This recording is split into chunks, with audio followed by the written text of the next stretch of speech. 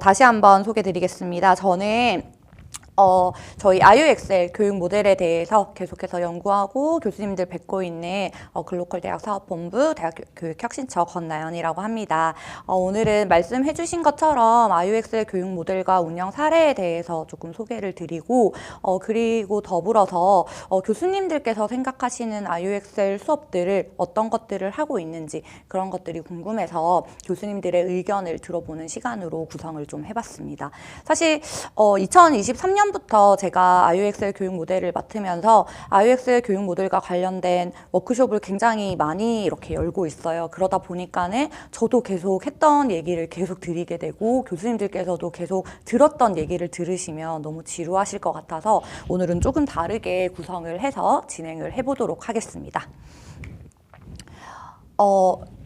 일단은 지금 교수법 특강과 워크숍과 관련해서 이 교수법 워크숍은 저희가 매년 진행을 해오고 있는데 올해는 특별하게 엑셀을 초점화해서 엑셀 수업을 위한 교수법 특강 시리즈를 기획을 했습니다. 그래서 다른 훌륭하신 그 강사님들께서 많이 섭외가 되어 계신데 저는 사실 강사라기보다는 이 워크숍을 시리즈를 진행하기 전에 IUXL 교육 모델이 이런 거다라는 것을 교수님들께 먼저 소개를 드리고 그리고 나서 교수법 특강이 이렇게 시리즈가 운영이 되면은 더 맥락성이 좋을 것 같아서 오늘 교수님들께 소개 드리려고 이렇게 자리를 만들었습니다. 그래서 오늘은 교육 모델과 운영 사례에 대한 얘기를 좀 드릴 거고요. 그리고 나서 우리 IUXL 수업들 종류들 중에 보면은 플립러닝이라던가 아니면은 우리 학생들은 MZ고 교수님들 혹시 MZ 교수님들도 계시지만 MZ가 아니신 교수님들도 계시기 때문에 MZ인 우리 학생들과 어떻게 하면 소통을 좀 잘할 수 있을까 그런 측면에서 MZ 학습자 맞춤형 커뮤니케이션과 관련된 강의를 준비를 했고요. 그리고 우리 PBL 수업을 설계를 할 때 저희가 지금 또 AI가 굉장히 핫하지 않습니까? 그래서 AI를 활용해서 어떻게 PBL 수업을 잘 엑셀스럽게 설계할 수 있을까? 이거는 감사하게도 저희 대학교육혁신처 혁신처장님이 최석진 처장님께서 강의를 맡아주시기로 하셨습니다. 그리고 나서 우리 디자인 싱킹이라던가 IUXL의 요소들이 모두 결합된 그런 수업들을 설계하는 방법이라던가 그리고 평가와 관련된 그런 부분들 그리고 GPT를 활용해서 수업 설계에서부터 학생들 평가까지 어떻게 쭉 연결돼서 할 수 있을까와 관련된 주제로 이렇게 시리즈를 만들었으니까 교수님들의 많은 참여 부탁드립니다. 그러면 지금부터 IUXL 교육 모델에 대해서 가지고 왔는데 오늘 그 교수님들께서 참여 신청을 42분이나 해주셨더라고요. 그래서 저희가 생각했었던 것보다 훨씬 많은 교수님들께서 신청을 해주셨는데 이제 참여해 주시는 교수님들 명단을 이렇게 쭉 보다 보니까 IUXL에 대해서 특강을 5회 이상 들었던 교수님들도 많으시고 그런데 아예 IUXL에 대한 워크숍을 처음 참여하시는 교수님들도 꽤 많이 보이더라고요. 비율을 보니까 한 3분의 1 교수님들 정도는 많이 들으셨던 교수님들 같고 한 3분의 2 교수님들 정도는 처음 듣거나 아니면 한두 번 이렇게 굉장히 안 들어보셨던 교수님들이 많으셔가지고 오늘은 처음 오신 교수님들을 좀 위해서 내용들을 좀 자세하게 준비를 해봤습니다. 그래서 여러 번 들으셨지만 처음 듣는 것처럼 들어주시면 감사하겠습니다.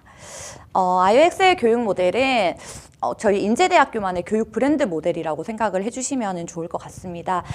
IUXL에서 엑셀이 경험, 협력, 탐구를 중심으로 학습자 중심 교육을 실현하기 위한 교육 모델로 저희가 IUXL 교육 모델을 브랜딩을 지금 하고 있는 거고요. 그 특징들을 4가지로 설명을 드리고 있습니다. 첫 번째가 학생들이 입학해서 졸업할 때까지 우리 학교에서 경험하는 모든 학습 경험, 그러니까 교과, 비교과, 그리고 뭐 교양, 그리고 하다못해 우리 학과에서 가는 MT라던가 현장 체험학습이라던가 이런 부분들, 축제들까지도 경험하고 협력하고 탐구할 수 있는 그런 요소를 중심으로 설계를 하자라는 거고요.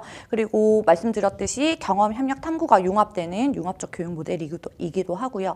세 번째는 저희 글로컬에서 현장 캠퍼스 함께 하고 있지 않습니까? 그래서 현장 캠퍼스와 연계하면 학생들이 다양한 것들을 그 이론만 배우지 않고 경험하고 그 속에서 협력하고 새로운 것을 만들어내는 탐구들을 할 수 있기 때문에 현장 캠퍼스와 연계한 역량 기반 교육 모델이라고 설명을 드리고 있고요.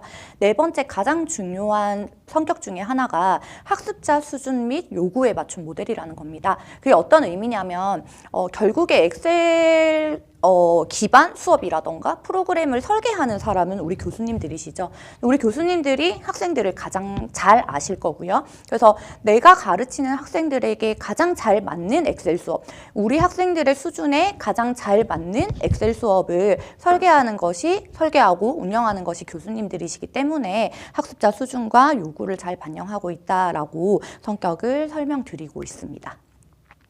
그래서 결국에 이 IUXL 교육 모델을 하는 이유가 우리 학생들의 실세계 문제 해결 역량을 강화시키기 위한 것이다 라고 궁극적 목적을 저희가 설정을 했는데요. 이 배경에는 그 외부의 우리 학교 외부의 그런 환경 변화라던가 우리 교내에서 그런 흐름이 있었던 것 같은데 간단하게 설명을 드리면 첫 번째는 교육의 패러다임, 교육의 흐름 자체가 예전에는 지식과 학문 중심의 교육을 이렇게 해 나가는 교육 패러다임이었다면 이렇게 해서 대학이 우리 인재를 양성해서 회사로 배출을 했단 말이죠. 근데 회사에 갔는데 저기 엄청 학점이 높고 공부를 잘했던 학생들이 회사에 나갔을 때 일을 과연 잘 하느냐라고 했을 때 그 역량과 이 지식에 대한 것들이 매칭이 되지 않는다라는 그런 의견이 있었습니다. 그래서 그러면 회사에서 원하는 인재가 뭘까? 회사에서 정말 그냥 이렇게 시험만 잘 치고 지식만 많이 아는 학생을 원하는 걸까라고 했을 때 그건 아니라는 거죠. 그래서 그 회사에서 원하는 그런 역량 있는 인재를 기르기 위한 교육을 해야 된다라고 해서 역량 기반 교육이 대학 교육 패러다임으로 자리를 잡기 시작했고요. 그러면서 각 대학들이 핵심 역량을 설정한다던가 전공 역량을 설정한다던가 이러한 교육 혁신의 흐름이 있었습니다. 그래서 그런 외부의 흐름과 더불어서 우리 인제대학교 교 안에서도 학생들이 수업 시간에 자는 학생들이 많다라는 거죠. 네, 교수님들 학생들이 수업 시간에 왜 잘까요? 그 전날에 술을 많이 먹어서 잘까요? 그 수업이 자기한테 뭐 의미가 없다던가 재미가 없다던가 뭐 여러 가지 이런 그 원인들이 있을 수 있겠죠. 그래서 학생들이 최소한 자는 수업을 만들지 말자라는 측면에서 인제대학교에서 그러면 학생들이 조금 더 참여할 수 있고 움직일 수 있고 재밌는 수업을 만들어 보자라는 차원에서 만들어진 교육 모델이 IUXL 교육 모델이라고 생각을 해주시면 좋을 것 같습니다. 그래서 초반에 말씀드린 바와 같이 IUXL 교육 모델은 경험, 협력, 탐구라는 요소를 중심으로 만들어진 교육 모델이에요. 그래서 오늘은 교수님들께 경험, 협력, 탐구에 대한 개념들을 조금 가지고 왔는데요. 저희 학교 교육 모델의 약간 이론적 배경이 되는 거라고 생각을 해주시면 좋을 것 같습니다. 첫 번째 경험학습 같은 경우에는 말 그대로 경험한다라는 거예요. 경험을 한다라고 하는 거는 학생들이 직접 해보는 그러한 경험들이 들어갈 수 있겠죠. 그래서 수업 시간에 실제로 실습을 해본다던가 아니면은 우리 뭐 현장 체험을 가본다던가 아니면 현장에서 인턴십을 해본다던가 이런 것들이 직접적인 경험이 될 수 있을 것 같고요. 또 하나는 우리가 경험이 직접 경험만 있는 건 아니지 않습니까? 학생들이 간접적으로 우리가 교수님이 말씀해 주신 이론적인 내용이라던가 동영상이라던가 사례라던가 아니면 전문가 특강이라던가 이런 간접 경험을 통해서도 스스로 그거에 대해서 성찰을 해볼 수 있다면 훌륭한 경험학습이 될 수 있다라는 측면에서 저희는 직접 경험과 간접 경험을 모두 경험학습의 범주로 두고 있습니다. 저희 학생들한테 너희가 생각하는 경험학습이 뭐야? 라고 이렇게 질문을 했을 때 우리 학생들의 대답입니다. 경험이라고 하는 거는 어떤 의미 있는 활동을 통해서 경험을 축적을 하고 그거를 언제든지 꺼냈을 수 있는 자료가 된다. 그래서 궁극적으로는 본인이 성장할 수 있는 기회가 되는 것을 경험학습이라고 정의를 하고 있었습니다. 그러면 여기에서 핵심이 되는 그 용어는 의미 있는 활동이 될 건데요. 의미 있는 활동이 뭘까? 라고 이렇게 봤더니 첫 번째는 직접 해보는 거죠. 직접 뭐 실험, 실습, 실기, 롤플레이, 뭐 현장 체험학습, 뭐 프로젝트 학습 이런 직접 해보는 것 이게 이제 직접 경험으로서 의미 있는 활동이었다면 책이라던가 영상이라던가 강의라던가 특강 이러한 자료들을 통해서 간접 경험하는 것도 굉장히 의미 있는 활동이라고 학생들이 인지를 하고 있었습니다. 근데 여기에서 단순히 강의를 수동적으로 앉아서 듣는 것은 의미 있는 활동이 아니라고 생각을 하고 있었어요. 그러니까 교수님이 말씀해 주시는 것을 그대로 그냥 이렇게 수동적으로 듣는 거는 그거는 경험이 아니라는 거죠. 그 교수님의 말씀을 들었던 그 간접 경험을 본인만의 생각으로 다시 이론화하고 그거를 본인의 언어로 바꿔서 이해했을 때 그거는 본인한테 경험으로 이렇게 축적이 된다라고 인식을 하고 있더라고요.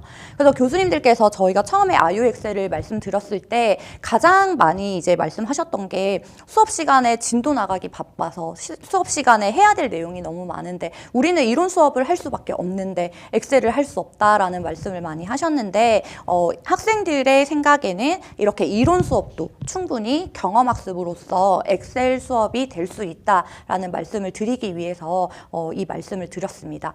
실제로 경험학습에서 교수님들께서 굉장히 많이 지금 쓰시고 있는 방법이 전문가 특강을 굉장히 많이 활용을 하고 계세요. 근데 그 전문가 특강이 필요하다라고 생각하시는 교수님들도 많으신데 전문가 특강 와가지고 애들이 그냥 앉아서 듣는데 그게 의미 있나? 라고 생각하시는 교수님들도 꽤 많으시더라고요. 그런데 이제 전문가 특강이 어떻게 하면 학생들에게 굉장히 의미 있는 경험이 될 수 있을지는 조금 있다가 예시와 함께 좀 설명을 드리도록 하겠습니다. 그래서 경험학습 같은 경우에 저희 인제대학교의 경험학습 모델은 그 콜브라고 하는 학자의 경험학습 이론이 이론적 배경이 되어서 만들어진 모델입니다. 콜브의 경험학습 이론은 4단계로 이렇게 이루어지는데요. 첫 번째가 경험을 하고 경험이라고 하는 거는 학생들이 직접 체험하는 단계입니다. 그래서 학습이라던가 체험학습이라던가 실제로 뭔가 인턴을 해본다던가 역할극을 해본다던가 발표를 해본다던가 이런 경험을 통해서 꼭 반드시 필요한 단계가 성찰 단계입니다. 반성적 관찰이라고 하는 단계인데요. 여기에서는 자기가 한 경험에 대해서 성찰을 해보고 이게 뭐지? 그리고 이게 왜 이런 일이 일어나는 거지? 이러한 부분들에 대해서 스스로 성찰해보고 스스로 했던 행동들이라던가 학습에 대해서 성찰을 해보는 그런 피드백을 수집해 본다던가 성찰 일지를 써본다던가 이런 성찰이 이루어지고 나서 세 번째 단계로 나오는 게 추상적 개념화입니다. 이거는 말 그대로 내적 지식을 내면화하는 과정이라고. 그래서 스스로의 방법을 만든다. 스스로의 내용을, 의미를 만들어 본다라는 과정이에요. 학생들이랑 이렇게 FGI를 해보면은 많이 나오는 단어들이 그 수업을 통해서 나만의 방법을 찾았어요. 나만의 방법으로 이해를 했어요. 저만의 지식이 만들어지는 것 같아요. 라는 워딩을 실제로 학생들이 입으로 얘기를 해요. 그래서 그런 수업들을 봤더니 수업 시간에 이론 수업이라고 하더라도 스스로 뭔가 그거를 자기 주도적 학습이 같이 이루어진다던가 토의 토론이 이루어진다라던가 사례 분석을 깊이 있게 한다던가 이런 수업에서는 충분히 이론 수업에서도 추상적 개념화가 잘 이루어지고 있다라는 게 우리 학교 학생들을 보면서 느낄 수 있었던 점이고요. 마지막으로 자기만의 이론을 만들었으면 만든 것을 활용해 보는 전이 단계인 능동적 실험입니다.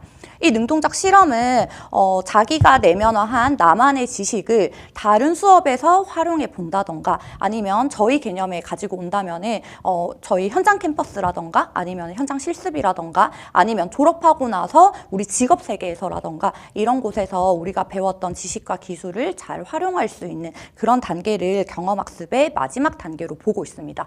그러니까 여기에서 저희가 이제 꼭 말씀드리고 싶은 것은 이론 수업이라서 경험이 아니라 어떤 경험을 하더라도 예컨대 저희가 현장 체험학습을 가면 그거는 정말 좋은 경험학습이에요 라고 생각을 하지만 학생들이 단순히 가서 룰루랄라 그거를 보고만 오는 것은 경험학습이 아니라는 말씀을 드리고 싶은 거예요. 그래서 어떤 활동을 하든 그 활동에서 학생들이 성찰하고 거기에서 나의 의미를 찾고 그거를 우리 수업 시간이라던가 다른 수업 시간에서 일상생활에서 그거를 활용할 수 있게끔 수업이 설계가 되어야 된다라는 말씀을 드리고 싶은 거고요. 두 번째 협력학습 같은 경우에는 개념이 굉장히 익숙하시죠. 둘 이상의 학습자가 공동의 목표를 달성하기 위해서 함께 학습을 하고 그리고 지식을 공유하고 상호작용하는 그런 모든 교육적 접근 방식을 협력학습이라고 합니다. 그래서 팀 기반 활동을 한다던가 팀 기반 토론, 팀 기반 발표 이런 모든 것들을 협력학습이라고 볼 수 있고요.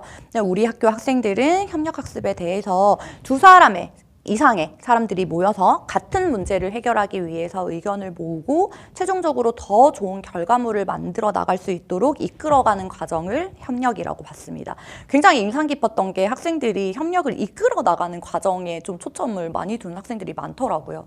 어떤 의미냐고 한다면 사실 FGI의 한계라고 할 수 있는 점이 학과에서 굉장히 좀 이렇게 우수한 학생들이 많이 오다 보니까 팀 활동을 할 때 리더의 역할을 하는 학생들이 많이 왔었어요. 그러다 보니까 협력학습을 할 때 우리 많이 나오는 무임승차라던가 이러한 문제들을 해결하기 위해서 본인의 리더십이 많이 이렇게 발달되었다. 그 친구들을 이끌어 나가는 경험을 했다. 사회에 나가서 굉장히 도움이 될 것 같다. 이런 얘기를 많이 하더라고요. 그래서 협력에 대해서 이러한 정의들이 있었다. 그래서 협력학습에 대해서는 저희가 교수님들의 의견도 많이 갈릴 것 같고요. 학생들 입장에서도 협력학습보다는 개별학습이 좋다는 학생들이 상당히 많습니다. 협력학습의 단점 때문일 수도 있겠지만 그런데 그 학생들에게 협력학습에 대한 호불호를 물었을 때는 개별학습이 좋지만 협력학습이 그럼에도 불구하다고 필요하다고는 거의 대부분이 인식을 하고 있었습니다.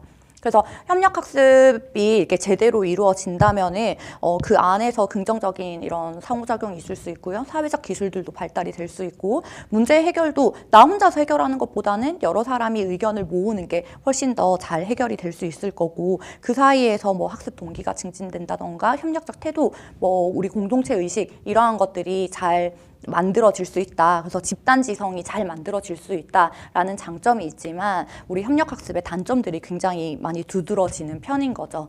첫 번째가 이제 무임승차의 문제가 굉장히 크다. 그래서 이 무임승차로 인해서 그 학생이 같이 하지 않는 것도 문제지만 이어지는 문제가 아무것도 안 한 그 친구가 나랑 같은 점수를 받는 거죠. 그런 평가의 공정성과 관련해서 협력학습에 대한 거부감이 많이 있었다라는 부분이 있었고요. 그래서 우리 학생들 FGI 할 때 의외로 많이 나왔던 단어가 불공정하다라는 말을 굉장히 많이 하더라고요. 그래서 불공정하기 때문에 협력학습이 하기 싫다라는 의견들이 좀 있었어서 우리가 어떻게 하면 협력학습 속에서 무임승차의 문제도 조금 줄이고 이런 교수님들께서 평가를 공정하게 하실 수 있는지 그런 부분들에 대해서 연구들이 굉장히 많이 필요하겠다라는 생각이 들었고요. 그리고 협력학습을 하면서 당연히 이제 사람이 모인 거기 때문에 갈등이 생길 수밖에 없는데 그런 갈등들을 어떻게 관리할 것인가. 그리고 방금까지 말씀드렸던 거랑 이어지는 부분이지만 이게 모든 학습자에게 적합한 건 아니라는 겁니다. 뭐 MBTI가 E라던가 아니면 다른 사람과 함께하는 걸 좋아한다라던가 이런 학생들은 협력학습을 굉장히 즐기겠지만 내 성격 자체가 내향적이라던가 아니면은 나는 혼자서 독립적으로 학습할 때 더 잘할 수 있어 라고 생각하는 학생들에게는 협력학습이 오히려 부적합할 수도 있다라는 그러한 의견도 있고요. 그래서 저기 다른 그 학과의 교수님 중에 한 분은 협력학습과 개별학습을 이렇게 잘 엮어서 협력학습으로 학습을 하되 나중에 결과물은 개별적으로 내게 한다던가 이런 다양한 방식으로 협력학습을 진행하는 그런 사례들도 볼 수 있었습니다. 그래서 협력학습을 하기 위해서는 이러한 부작용을 줄이기 위해서 수업 설계를 굉장히 구조화해서 해야 된다라는 점이랑 그리고 협력학습 과정에서 학생들이 어떤 경험들을 하고 있고 어떤 어려움들이 있는지 그런 맞춤형 피드백이 굉장히 중요하겠다라는 의견을 좀 제안을 드리고 싶습니다. 세 번째는 탐구학습입니다. 탐구학습은 두 가지 의미가 있는데요. 첫 번째는 우리 학생들이 전공 지식을 깊이 있게 심층적으로 자기주도적으로 학습하는 것도 탐구학습이라고 보고요. 두 번째는 우리가 이런 문제를 인식하고 문제를 해결하기 위해서 실험과 도전을 통해 새로운 아이디어, 대안, 지식 이러한 것들을 만들어내는 것을 탐구학습이라고 합니다. 그래서 기본적으로 탐구학습이라고 하면 학습자가 스스로 질문을 던지고 스스로 뭔가 자료를 분석해보고 스스로 학습을 해서 해답을 찾아 나가는 그런 학습 방식을 탐구학습이라고 하고요.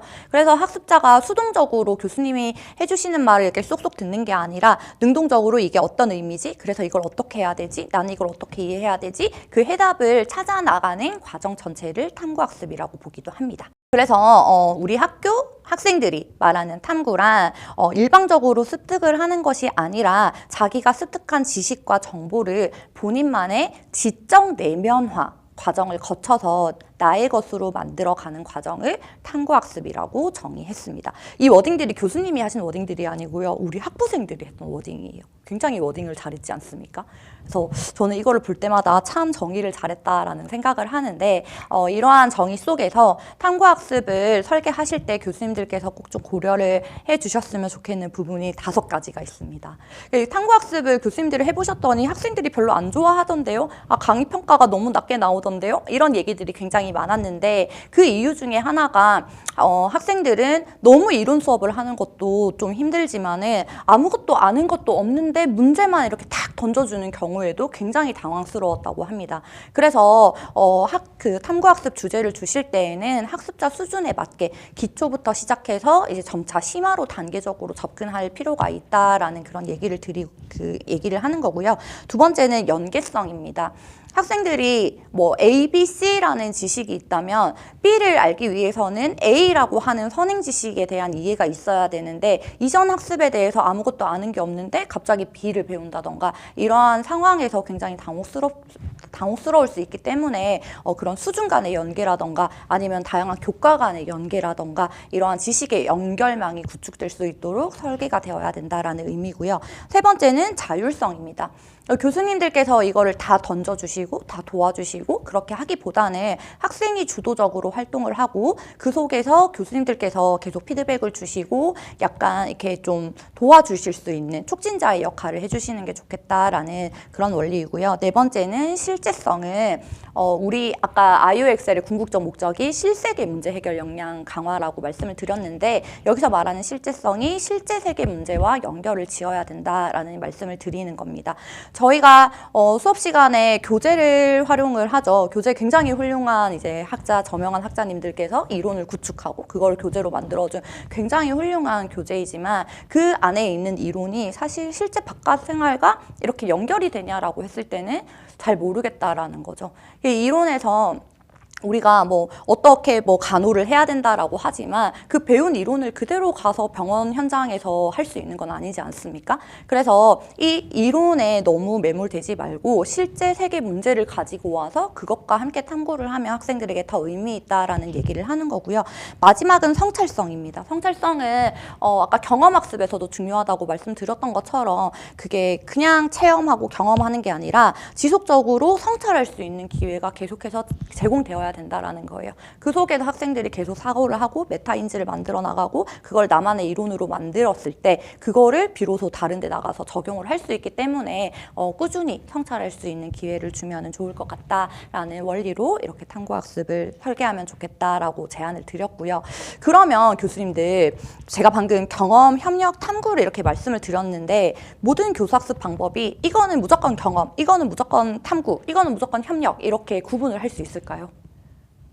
그러기가 굉장히 쉽지 않다라는 거죠. 그래서 우리가 문제기반 학습 PBL이라고 얘기를 하면 문제기반 학습은 탐구에 좀 가깝다라고 많이들 생각을 하는데 물론 거기에서 문제를 분석을 하고 거기에서 해결 방안을 찾아가는 것은 탐구겠지만 그 속에서 실제 문제들을 경험을 할 수 있다면 경험학습의 성격도 있을 거고요. PBL을 개별학습이 아니라 우리 조별로 이렇게 구성이 된다면은 훌륭한 협력학습도 될 수 있는 거죠. 마찬가지로 비슷하게 프로젝트 학습 역시 어떤 프로젝트를 해결하는 그런 과정들을 도출해 나가는 과정들은 탐구학습에 가깝겠지만 실제로 그 프로젝트를 수행해 보는 경험 자체는 경험학습일 거고 이게 팀별로 이루어진다면 프로젝트 학습이 협력학습이 될 수 있는 그런 측면이 있다라는 얘기고요. 현장 체험학습도 동일합니다. 실제로 나가서 뭔가를 경험하고 체험하고 다른 사람 그 현장 전문가에게 인터뷰해가고 이러한 것들은 경험이 될 수 있지만 그 속에서 현장을 보면서 나는 이거를 가지고 내 진로를 이렇게 설계를 해봐야 되겠다. 이거를 보니까 나는 학습을 이렇게 하면 되겠네? 내가 수업 시간에 배웠던 거랑 이렇게 또 연결이 되는구나. 나는 이런 방법을 쓰면 좋겠다. 라고 이렇게 스스로 뭔가를 만들어 나간다면 탐구랑도 가까울 수 있겠죠. 이런 식으로 우리가 학교에서 교수님들이 많이 쓰시는 다양한 방법들이 경험학습이라던가 협력, 탐구, 일정 분야에 이렇게 딱 초점화되어 있는 것이 아니라 교수님들이 생각하셨을 때 가장 가까운 방법에 가까운 교수학습법이 아닐까라는 말씀을 드리기 위해서 말씀을 드려봤습니다. 그러한 측면에서 이 이론 중심 강의 같은 경우에 이론 중심 강의도 제가 처음부터 계속 엑셀이 될 수 있다라고 말씀을 드리고 있는데, 이론을 배움으로써 학생들이 그 이론을 내 것으로 만들 수 있게끔 학습이 된다면 그것도 충분히 엑셀 수업이 될 수 있다라는 말씀을 계속 드리는 거예요. 그래서 이론을 그냥 교수님 혼자서 3시간 동안 이렇게 판서를 하시면 학생들이 뭔가 거기에서 성찰할 수 있는 게 없겠지만, 교수님께서 학생들에게 질문을 이렇게 잘 해주신다던가 조별 토의라도 해본다던가 아니면 스스로 자기 주도 학습을 할 수 있는 기회라도 주신다면 학생들이 굉장히 그게 의미 있는 수업이 될 수 있다라는 말씀을 드리는 거예요. 한 학과의 예로 어느 학과였는지 정확하게 기억이 안 납니다만 그 배워야 될 양이 굉장히 많은 거예요. 그 시험이 면허에 들어가는 시험, 국시 과목이라고 들었거든요. 국시 과목이어서 내용이 굉장히 많은데 그 시간에 활동도 하시더라고요. 활동을 할 수 있었던 게 학생들이 매주 자기 주도적으로 그 주에 배워야 될 것, 배운 것을 정리를 하고 그 정리한 것을 퀴즈를 통해서 계속해서 지식은 지식대로 이렇게 학습을 해가고, 수업 시간에는 그것과 지식과 더불어서 여러 가지 토의 활동, 사례를 가지고 와서 사례 분석을 계속 하더라고요. 그런 것들이 함께 동반이 되니까 학습자 입장에서 그게 계속 내 것으로 축적이 되고 그걸 바탕으로 다른 과목들을 들었을 때도 굉장히 도움이 많이 됐다라는 얘기를 하더라고요. 그래서 내 수업은 그 교수님의 수업이 이론이 굉장히 중요하고 이론을 많이 배워야 되는 수업이라고 하더라도 교수님만의 방법을 찾는다면 충분히 엑셀 수업이 될 수 있다라는 얘기를 계속해서 강조를 드리고 싶고요.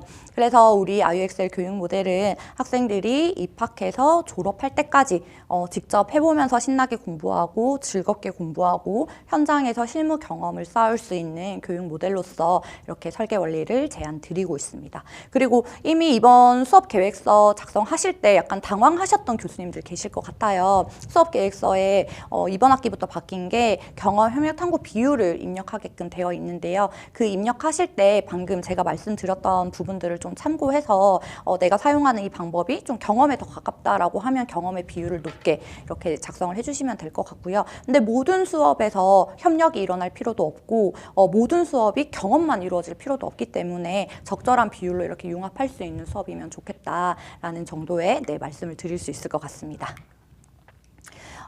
저희 학교는 현장 캠퍼스라고 하는 굉장히 좋은 그런 현장의 요건을 가지고 있죠. 경험할 수 있고 탐구할 수 있는 굉장히 좋은 여건이 마련되어 있기 때문에 단순히 교실 안에서만 뭔가를 하는 게 아니라 현장과 연계해서 다양한 것들이 이루어질 수 있다면 의미 있을 것 같다라는 생각이 들어서 현장 캠퍼스 관련된 슬라이드를 좀 넣어놨어요. 그래서 지금은 현장 캠퍼스가 많이 활성화되지 않았지만 이제 점점 확대되어 가고 있는 추세이기 때문에 이러한 것들을 같이 엮어서 어떻게 하면 수업 시간에 좀 재밌게 할 수 있을까 고민을 해보시면 좋을 것 같습니다.